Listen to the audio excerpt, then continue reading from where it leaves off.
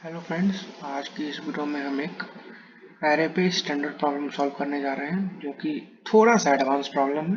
ठीक है, तो प्रॉब्लम क्या है, प्रॉब्लम का स्टेटमेंट क्या है, टेस्ट केस क्या है और आउटपुट क्या है, हम उसको देख लेते हैं। ठीक है, तो हम अभी तक लिंक लिस्ट पे जितने भी प्रॉब्लम सॉल्व किए थे ना, ये उसमें थोड़ा सा मीडियम लेवल का है।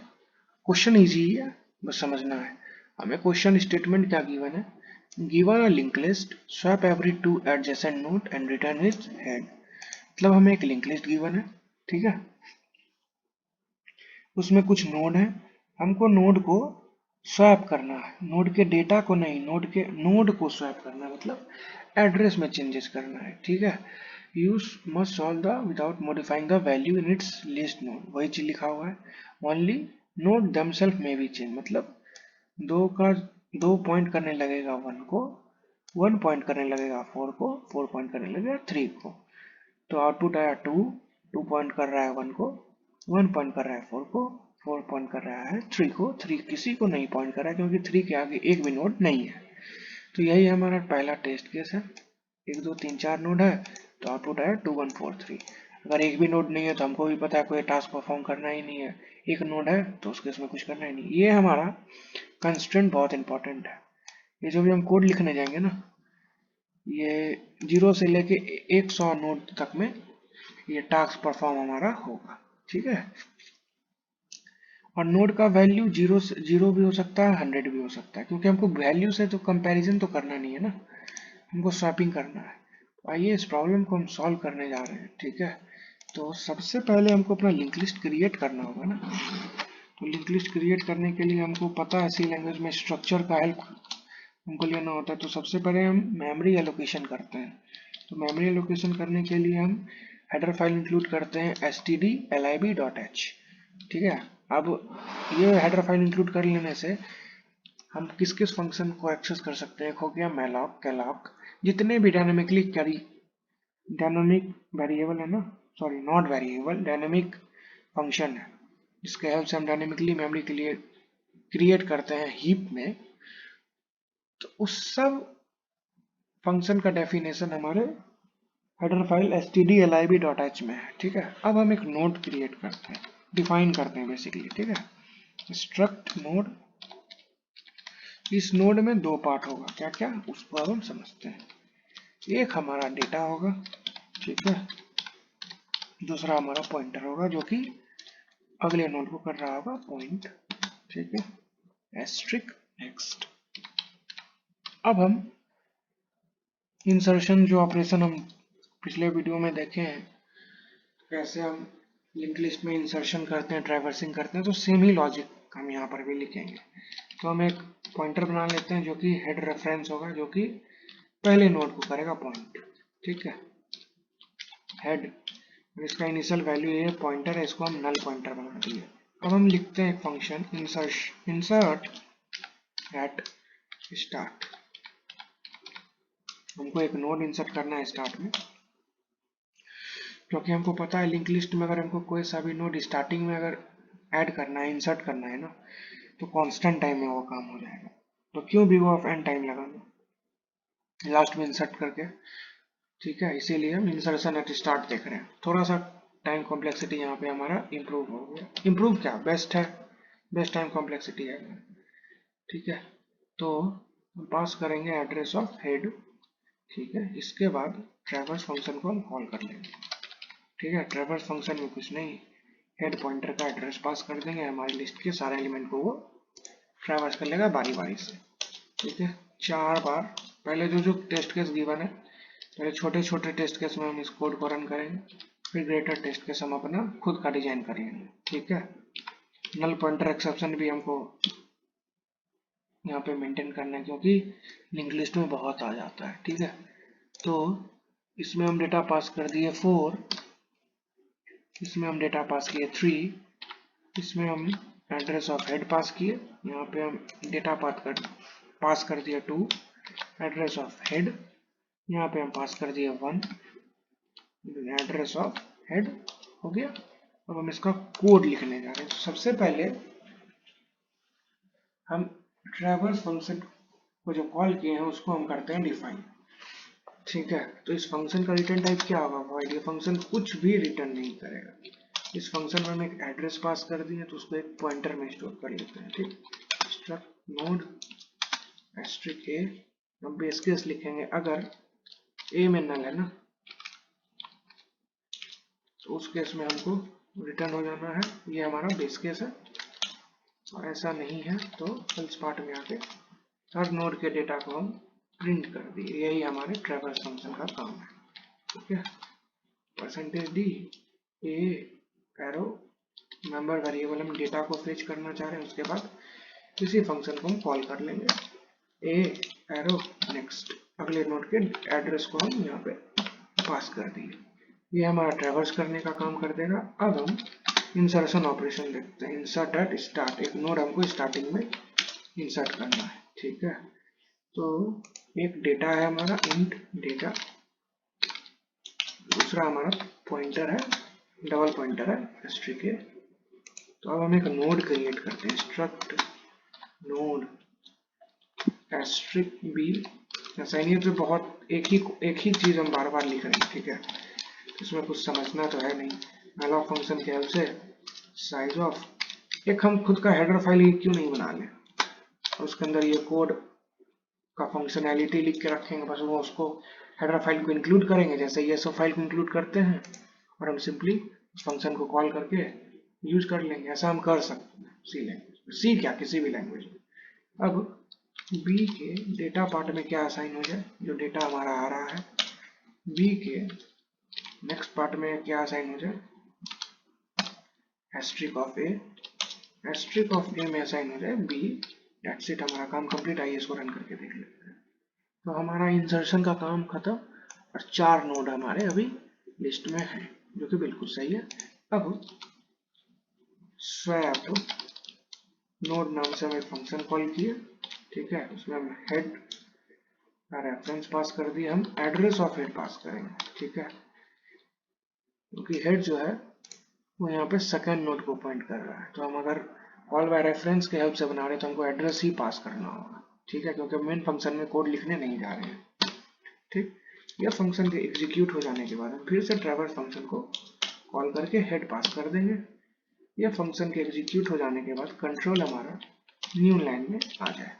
ठीक है, इसके लिए हम यूज करेंगे बैकस्लैश एन कैरेक्टर। अब इस फंक्शन को हम करते हैं बहुत प्यार से डिफाइन। ठीक है, void swap नोड नाम का ये हमारा फंक्शन है। ठीक है, इसमें हम क्या पास किए हैं, एड्रेस, तो उसको हम स्टोर कर लेते हैं पॉइंटर में, स्ट्रक्ट नोड स्टार स्टार ए, हेड हेड लिखते हैं। ठीक है, तो अब हम इसका कोड लिखने जा रहे हैं। तो सबसे पहले हम वेरिएबल क्रिएट कर लेते हैं, स्ट्रक्ट नोड, हम 4 वेरिएबल बनाएंगे। ठीक है, ए में पहले असाइन कर दो हेड। ठीक है, एक और वेरिएबल बी, इसमें असाइन कर दो नल, मतलब किसी भी मेमोरी लोकेशन को पॉइंट नहीं कर रहा है, नल। डी में असाइन कर देते हैं नल। ठीक है, अब हम कोड लिखेंगे, तो हम एक कंडीशन लगाते हैं, अगर ए और ऐसे, अगर ए नल है, मतलब एक भी नोड नहीं है, ये वाला केस। ठीक है, अगर ए नल है ना, और अगर ये एग्जांपल नहीं भी दिया रहता तो हम कंस्ट्रेंट को देख के समझ लेते हैं, यहाँ पे 0 है मतलब एक भी नोड नहीं है। ठीक है, तो अगर ए में नल है और अगर एक नोड है तो उस केस में भी हमको कोई टास्क परफॉर्म नहीं करना है। ठीक है, 2 है या फिर 2 से ज्यादा है तभी ये टास्क परफॉर्म करना है।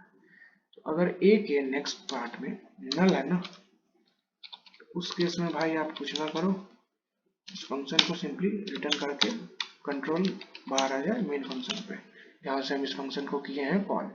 ठीक है, और अगर ऐसा नहीं है तब क्या करो वो समझते हैं। ठीक है, तो हम चेक करेंगे क्या, अगर ए का नेक्स्ट पार्ट अगर नल नहीं है तो उस केस में क्या कर दो भाई, अगर ए का नेक्स्ट नल नहीं है ना तो बी में असाइन कर दो ए एरो नेक्स्ट, ठीक है, मतलब बी में अगले नोड का सेकंड नोड का एड्रेस आ जाए। उसके बाद अब हेड किसको करेगा पॉइंट, सेकंड नोड को, इसीलिए एस्ट्रिक ऑफ हेड में आ जाए नथिंग बट क्या, बी। ये हो गया। ये तो हर बार हमको यही टास्क परफॉर्म करना है। फिर एक और इफ लगा, इफ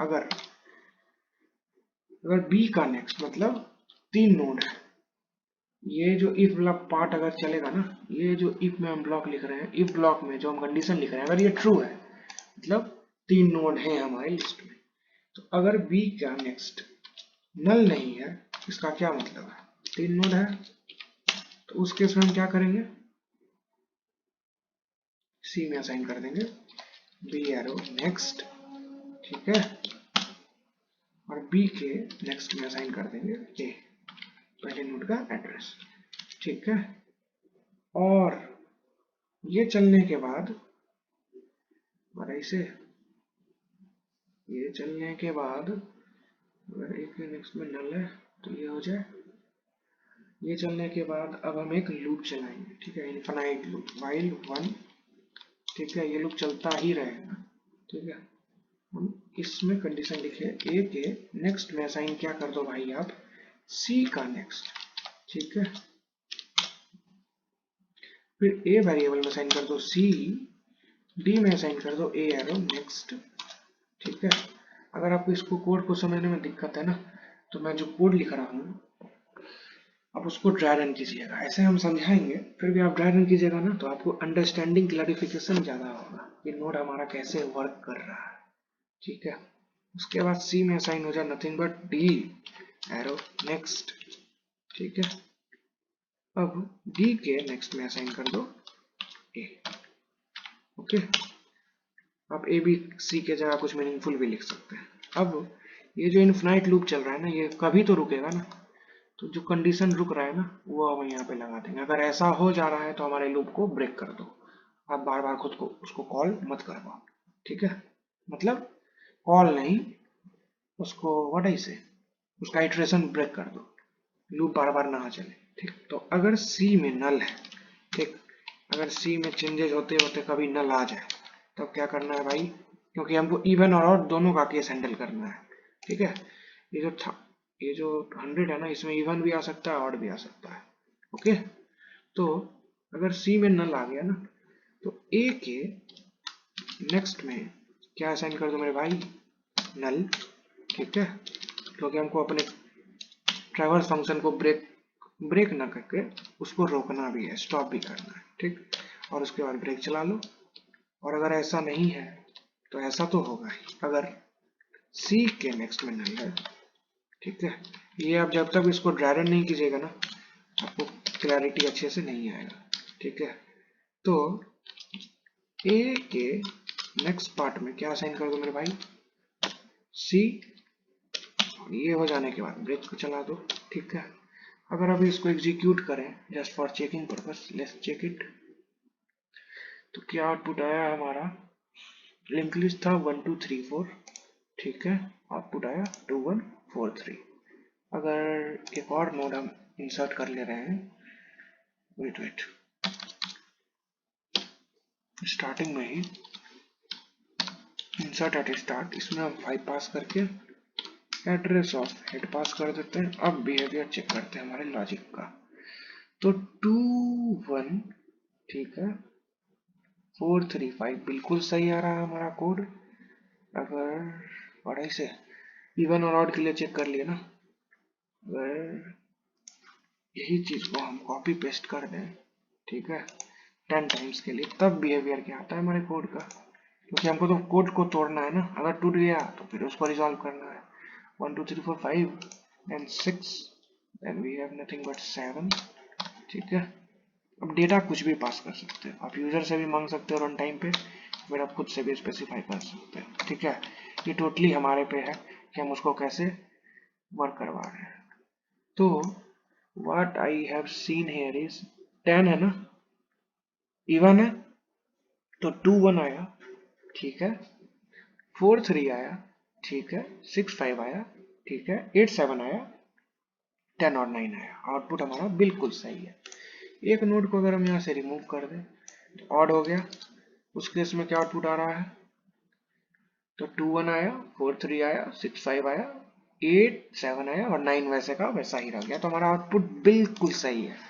यही सेम क्वेश्चन आप दूसरे कोडिंग साइट पे भी देख सकते हैं। तो हमारा लॉजिक क्या है हम वो समझते हैं। ठीक है, अगर लेट्स से दो ही नोड है तो क्या बिहेवियर है, we also need to mention it. Okay, पहला कोड, पहला टेस्ट केस में हमारा कोड काम नहीं किया, कोई बात नहीं। ठीक है, रन करके देखते हैं, एक ही नोड है तो आउटपुट 9 और 9 आया, बिल्कुल सही है। एक भी नोड नहीं है, कुछ हो टास्क परफॉर्म होगा ही नहीं। ठीक है, अब हमको दो नोड के लिए सोचना होगा ना, क्योंकि हम इसको रन किए तो आउटपुट हमारा कुछ नहीं आया, ब्लैंक स्क्रीन आ गया। ठीक है, तो अगर तो हमको दो नोड के लिए सोचना होगा। ओके, कोड ज्यादा लेंदी नहीं है, बहुत इजी है। ठीक है, तो वेट, या फिर हम इसको ऐसे भी लिख सकते हैं। ठीक है, wait wait wait, if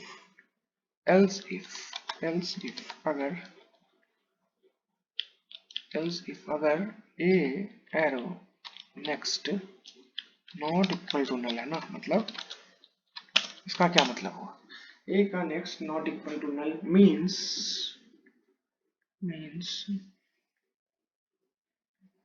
at least दो नोड तो है।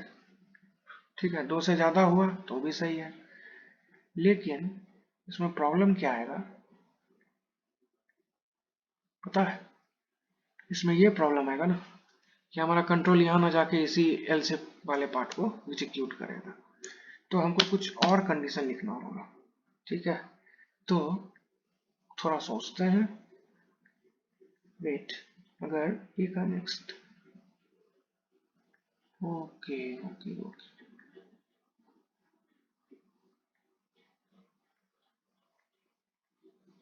इस फ्लो को अभी हम कुछ नहीं करते हैं। ठीक है, क्योंकि ये फ्लो हमारा बिल्कुल सही है।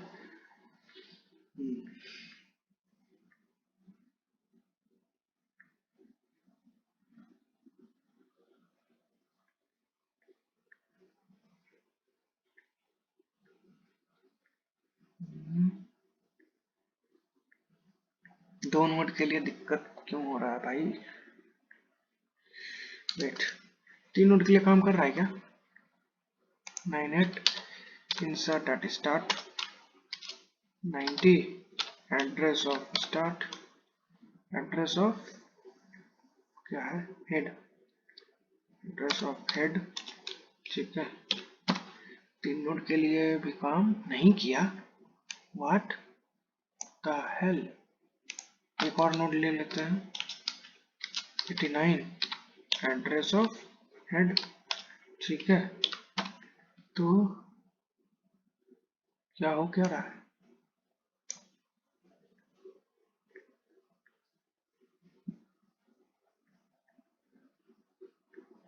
वेट अ मिनट, कुछ हम चेंजेस किए हैं क्या,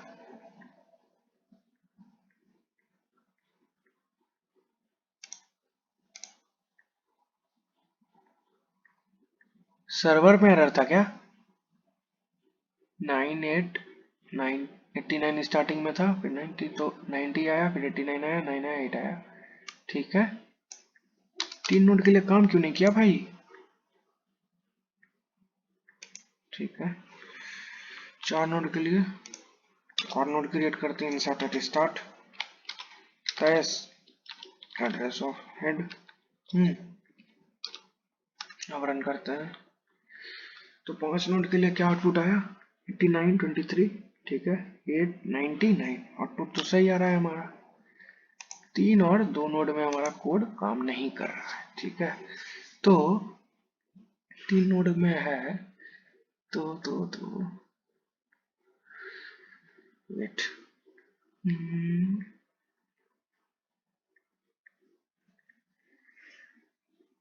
इसका टेस्ट, इसके लिए क्या लिखें, वेट, अगर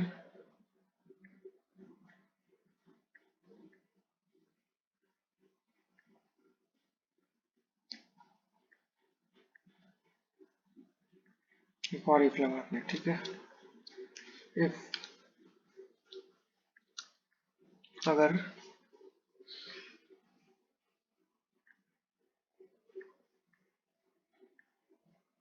3 नोड के लिए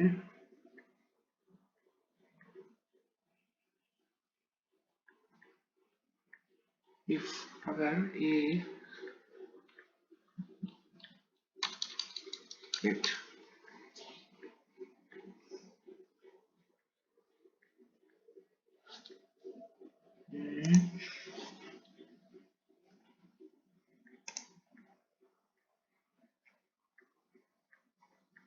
9 एट 90 89 23, तो स्वैप हो गया 89 23, ठीक है। 899, ठीक है। आउटपुट तो सही आ रहा है। 3 और 2 नोड के लिए हम को सोचना होगा ना। ठीक है, ठीक है, ठीक है।